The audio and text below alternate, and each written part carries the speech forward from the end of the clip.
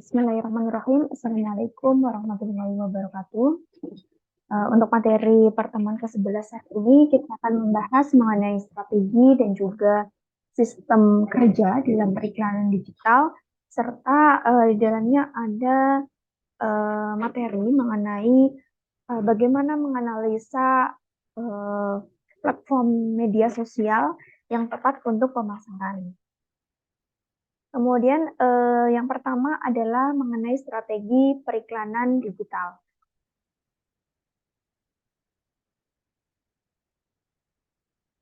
Untuk melakukan digital advertising, itu ada beberapa strategi yang dapat kita lakukan. Jadi sebelum kita beriklan secara digital, itu kita yang pertama harus membuat konten mestinya. Kita harus membuat konten secara kreatif. Kemudian kita pilih platform yang sesuai. Nah, ini bisa kita balik. Jadi kita pilih platform dulu, kemudian kita pelajari seperti apa jenis konten yang bisa kita upload di platform tersebut, baru kita buat kontennya. Kemudian kita mengenal target audience, kemudian kita melakukan penelitian terhadap pelanggan. Yang pertama adalah kita buat konten kreatif. Nah, dalam membuat konten kreatif ini, itu kita butuh untuk membuat pemasangan iklan agar berhasil. Jadi kita buat iklan secara kreatif itu supaya menghindari agar audiens bosan dengan konten marketing yang serupa. Jadi bagaimana supaya audiens itu merasa tertarik dengan konten kita. Kemudian untuk membuat konten kreatif itu sebaiknya kita harus menerapkan karakteristik kampanye iklan yang konsisten supaya audiens itu mudah untuk mengenali merek yang kita miliki seperti itu. Jadi kita harus konsisten terhadap diri kita sendiri untuk membuat konten. Kemudian kita pilih platform yang sesuai. Nah, untuk memasang iklan secara digital itu ada penawaran yang beragam pastinya karena platform digital sendiri itu kan beragam. Jadi pasti ada banyak penawaran. Nah, oleh karena itu kita harus mencari tahu platform yang sesuai dengan target pasar atau kondisi keuangan dari perusahaan kita seperti itu. Mana yang cocok dengan target pasar kita? Misalnya kalau target pasar kita itu anak-anak milenial, bisa kita pilih platform Instagram misalnya. Kemudian kondisi keuangan, misalnya kita mau menggunakan Instagram, kita butuh perangkat yang memadai untuk menginstal Instagram, kemudian mengedit video, reels mungkin, dan lain sebagainya. Jadi kita butuh biaya juga untuk membuat konten. Kemudian kita cari informasi sebanyak-banyaknya tentang masing-masing platform untuk mengukur kekurangan dan kelebihan dari perusahaan kita seperti itu. Kemudian hal penting yang harus dihindari itu adalah kampanye iklan yang mubazir. Jadi kampanye iklan yang berlebihan juga tidak disarankan karena kita harus menyesuaikan juga dengan target pasar dan juga kondisi keuangan kita supaya menghindari kampanye iklan yang mubazir. Karena tidak berhasil mendatangkan pelanggan dan juga meningkatkan penjualan. Nah, karena iklan itu kan tujuannya supaya meningkatkan penjualan untuk mendatangkan pelanggan. Jadi kalau tujuan tersebut tidak tercapai, jadi iklannya jadi membazir seperti itu. Jadi bagaimana caranya supaya iklan kita itu bisa mencapai target kita. Kemudian mengenali target audience. Nah, untuk bisa memilih platform yang sesuai, itu kita harus terlebih dahulu mengetahui siapa target audience kita. Nah, setelah itu baru kita mengetahui platform media sosial apa yang sering mereka gunakan. Nah, jadi sebelum ke tahap kedua tadi, yaitu memilih platform, kita harus memilih atau mengenali target audiens kita. Kita menganalisa target audiens kita itu lebih sering menggunakan media sosial apa, seperti itu.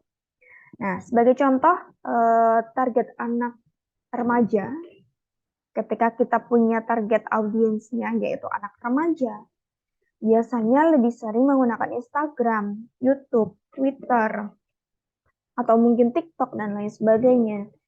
Sehingga ketiga media sosial tersebut itu bisa kita pilih untuk memasang iklan. Jadi iklan kita tidak membazir karena sesuai dengan target audiens kita. Kemudian melakukan penelitian terhadap pelanggan. Nah, ini mungkin kita telah memahami kebutuhan pelanggan berdasarkan pengalaman bisnis kita selama beberapa waktu. Nah, setelah kita pahami kebutuhan pelanggan kita melakukan penelitian. Nah, lebih baik jika kita melakukan penelitian secara menyeluruh untuk memiliki data agar mendukung strategi iklan kita.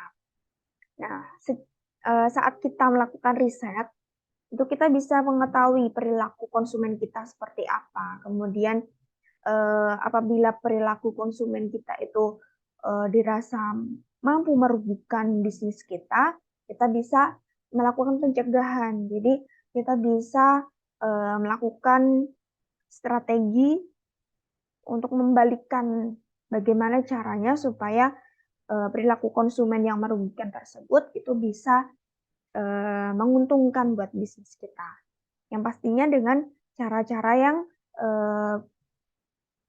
baik tentunya ya. Jadi kita bisa melakukan analisa apa yang mereka butuhkan dan lain sebagainya. Kemudian bagaimana iklan digital bekerja? Nah, iklan digital itu bekerja dengan cara hampir mirip dengan iklan tradisional. Nah, jadi yang membedakan hanya medianya, kemudian strateginya juga hampir berbeda karena pastinya setiap media itu punya fitur-fitur masing-masing, fitur yang mereka unggulkan. Kemudian kita harus mengupdate ilmu tentang media digital pastinya.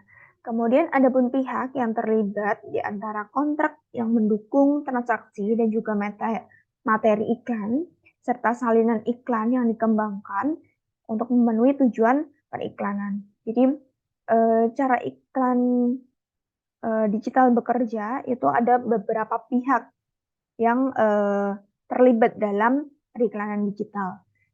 Nah, di sini ada 3 pihak. Yang pertama adalah pengiklan. Jadi orang yang menyewa iklan digital itu adalah pengiklan. Jadi mereka adalah yang membuat dan mendanai iklan. Misalnya pada kampanye Just Do It itu adalah kampanye iklannya Nike. Kemudian pengiklannya adalah Nike itu sendiri. Kemudian jaringan pengiklanan.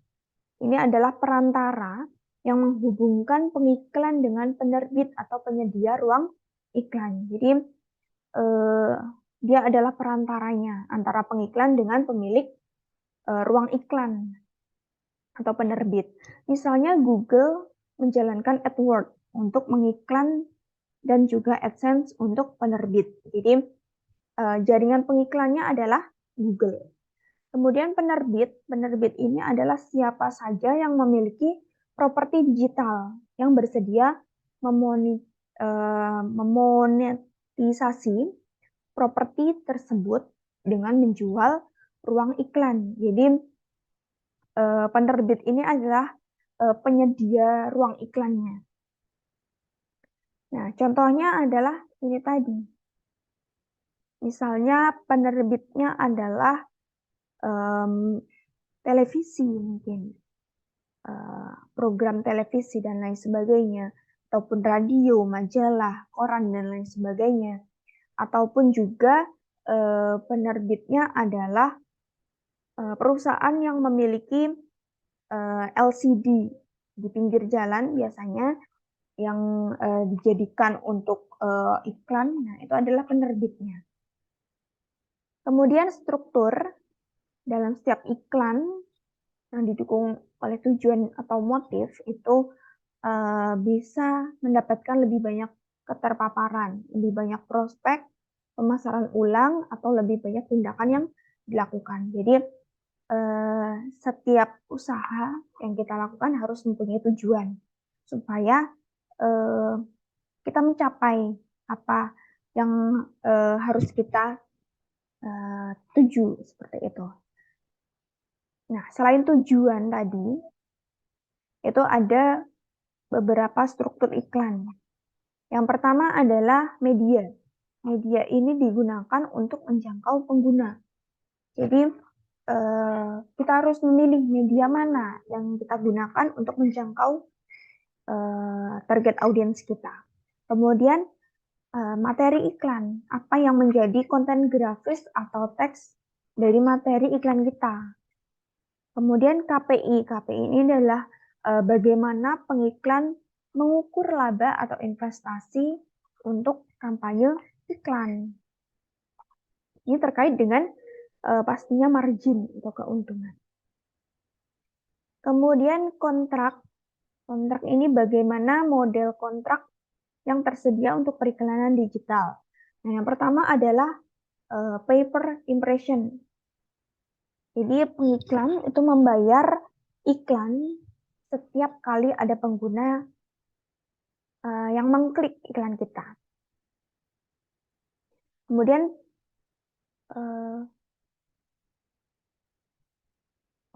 untuk pay per impression atau PPI itu adalah pengiklan membayar biaya setiap kali iklan ditampilkan kepada pengguna. Jadi tidak peduli berapa kali iklan kita diklik, berapa kali iklan kita ditayangkan, yang harus dibayarkan adalah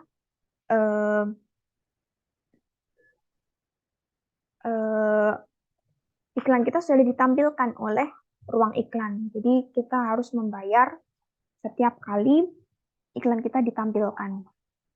Tidak peduli berapa kali klik ataupun apakah ada tindakan dari pengguna. Kemudian pay per click. Nah, ini adalah pengiklan membayar iklan setiap kali ada pengguna yang mengklik iklannya. Kemudian pay per action. Jadi pengiklan membayar biaya setiap kali ada pengguna yang melakukan tindakan yang disepakati. Misalnya, kesepakatannya adalah saya sebagai pengiklan akan membayar ketika ada pengguna yang membeli barang saya. Baru saya bayar iklan. Seperti itu misalnya. Kemudian beriklan di media sosial. Nah, beriklan melalui media sosial itu memungkinkan pengiklan dapat menayangkan iklan melalui berbagai format iklan yang sudah tersedia di berbagai kanal atau platform. Nah, alasan utama saat pengiklan memilih media sosial adalah pembaca atau target audience itu mudah untuk menemukan statistik dengan melihat regulator halaman web mereka. Atau sudah ada pemetaan menggunakan media sosial di berbagai negara. Kemudian selain itu juga adanya perpindahan pengguna ke media sosial seluler ke media sosial setiap harinya. Jadi semakin hari semakin banyak pengguna media sosial, ini menjadi salah satu alasan beriklan di media sosial. Kemudian peluang dan layanan media sosial. Yang pertama adalah Facebook. Jadi Facebook ini memungkinkan pengiklan membuat iklan bertarget untuk berbagai audiens. Kemudian pengiklan memungkinkan menyusun anggaran dan mengukur hasilnya di seluruh perangkat yang digunakan. Jadi audiens yang ditargetkan berdasarkan lokasi demografi seperti usia, orang tua mereka yang menerima gelar, minat perilaku pembelian, perangkat yang digunakan, bahkan hingga koneksi yang mereka miliki itu bisa terukur di Facebook. Kemudian Twitter ini memungkinkan promosi akun, promosi tweet, dan juga tren promosi untuk desktop maupun seluler. Nah, kemudian untuk hal yang berguna bagi pengiklan Twitter diantaranya adalah mereka bisa mengetahui kapasitas untuk mengelola siapa yang terlibat dalam tweet, kemudian siapa yang mengklik situs web, siapa yang terlibat, siapa yang menginstal aplikasi Twitter, kemudian kapasitas untuk mengembangkan followers, kemudian bisa mengirim email secara langsung jika mereka tertarik dengan suatu produk dan lain sebagainya. Kemudian untuk orang yang mendaftar Twitter, hanya nama, username, dan juga email atau nomor telepon tanpa jenis kelamin, usia, demografi yang lebih luas, itu juga bisa kita jangkau. Jadi kita bisa mendapatkan informasi mengenai data pengguna Twitter seperti itu. Kemudian Instagram ini meskipun milik Facebook, namun Instagram tidak mendorong atau tidak mendukung iklan layanan secara agresif. Jadi tidak seperti di Facebook, karena di Instagram itu sifatnya lebih visual. Kemudian lebih artistik seperti itu. Jadi kita bisa manfaatkan fitur tersebut juga. Untuk apa? Untuk meningkatkan peluang kreativitas kita. Nah, kemudian untuk partisipan yang menggunakan perangkat seluler, itu mereka juga bisa mengambil dan mengedit foto sebelum membagikan ke Instagram. Nah, kemudian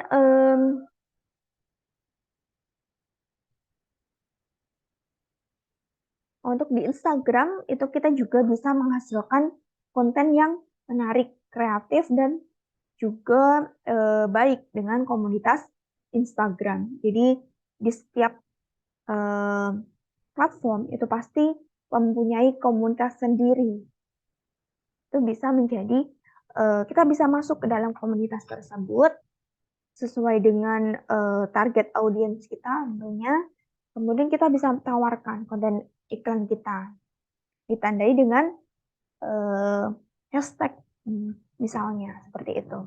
Atau bisa kita tag beberapa Instagram yang mendukung, yang mempunyai followers banyak. Kemudian LinkedIn.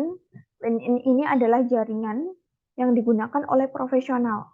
Nah, biasanya orang-orang yang menggunakan jaringan ini adalah orang-orang akademisi, bisa pelajar, guru, dosen, dan lain sebagainya.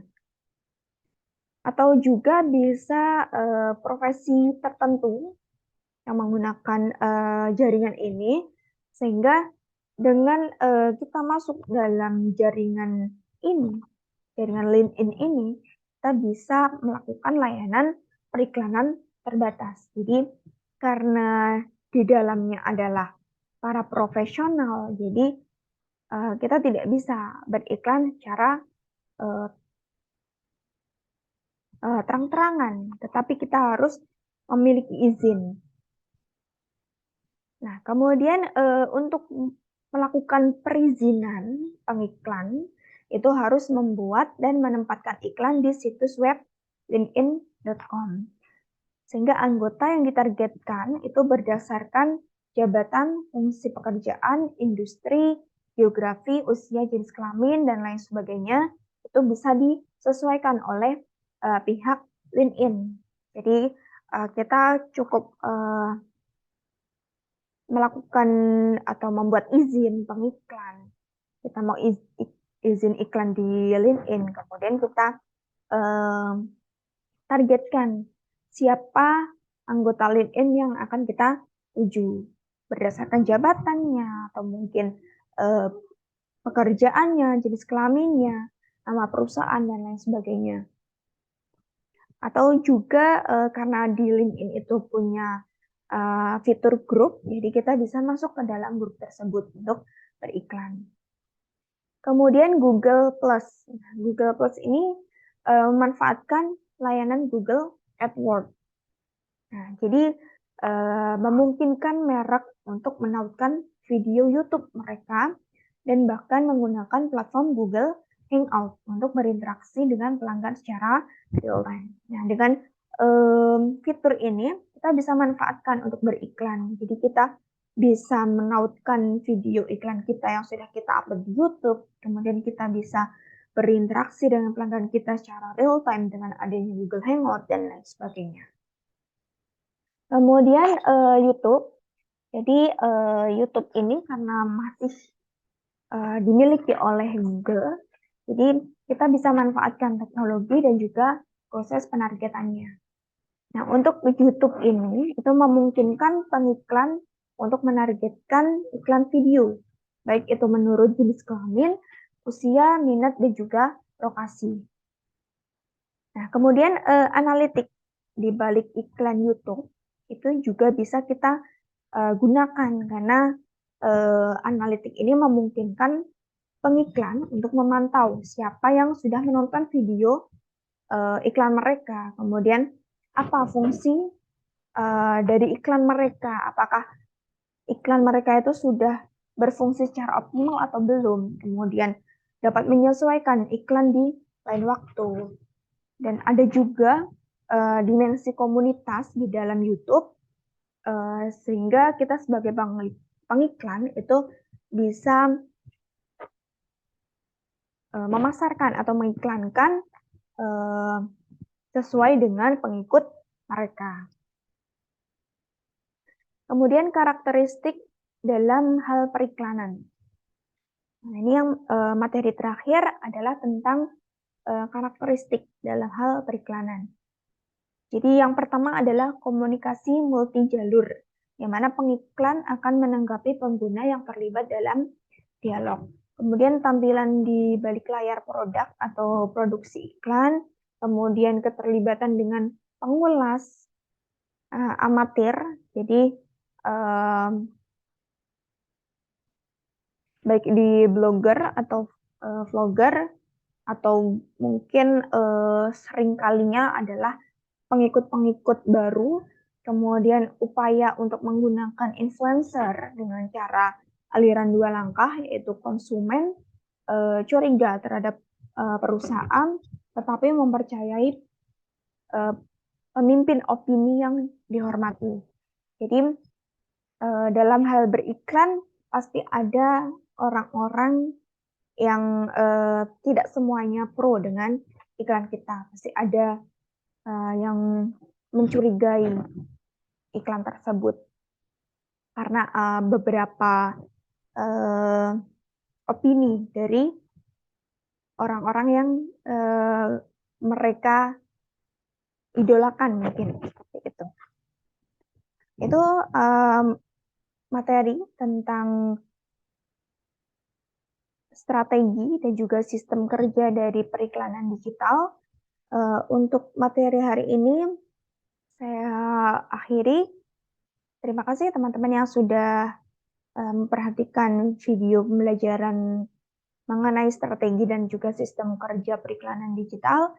Kurang lebihnya mohon maaf. Wassalamualaikum warahmatullahi wabarakatuh.